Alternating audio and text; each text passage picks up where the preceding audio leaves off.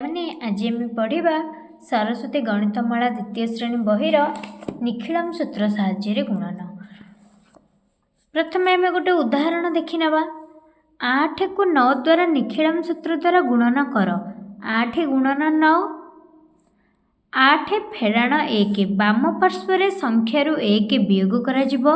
आमे जानिछे एटा बाम पार्श्वर संख्या, एथुरु 1 वियोग करागला। 8 फेराण 1 7, दक्षिण पार्श्वर 10 रु संख्याटी वियोग करा जाई लेखा जिवो बा संख्यार परम मित्र संख्या लेखा जिवो। आमे एठी कोन करिबा, दक्षिण पार्श्वर संख्या पे आमे तो बाम पार्श्वर संख्या 7 पाई गले, और दक्षिण पार्श्वर संख्या पे आमे कोन करिबा, 10 रु सेही संख्या को फेडिबा, 10 रु 8 को फेडिबा, जहा बा 8 रो परम मित्र लेखिबा। 10 रु 8 वियोग करिले 2, 8 रो परम मित्र मध्य 2, ताले हमरो केते हला 7 रे 2 72 संख्याटी आमे एबे अभ्यास कले जानि परिबा। निजे करी देखन। 1 नंबर निखिलम सूत्र साहाय्य गुणन कर। 5 को 9 द्वारा, 5 को 9 द्वारा आमे गुणन करिबा।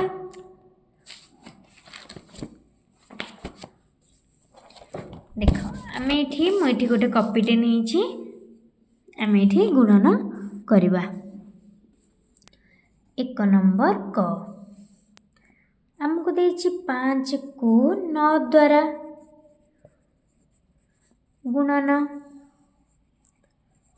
5 गुणन 9, तापर आमे कोन करिबा, ए जो बाम पार्श्वर संख्या पे ए संख्या रो 1 वियोग करिबा। 5 फेराण 1 केते हला 4, तापरे दक्षिण पार्श्वर संख्या पे आमे कोन करिबा, 10 फेराण 5 बा 5 रो परम मित्र। 10 फेराण 5 5 बा 5 रो परम मित्र मध्य 5, ताले आमे संख्याटी केते जानले 45। 5 गुणन 9 समान 4 रे 5 45। एबे आमे जानि पइले। तापरे आ कोन देछि संख्या 7 को 9 द्वारा गुणन। 7 को 9 द्वारा करिबा। 7 को 9 द्वारा गुणन।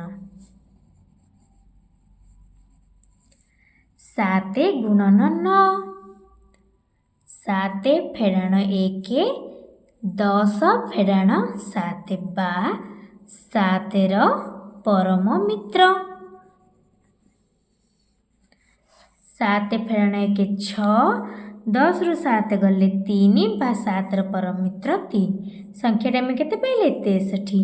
7 गुणन 9 समान 63। अब एबे हमें बुझी पड़ले निखिलम सूत्र साहाय्य गुणन।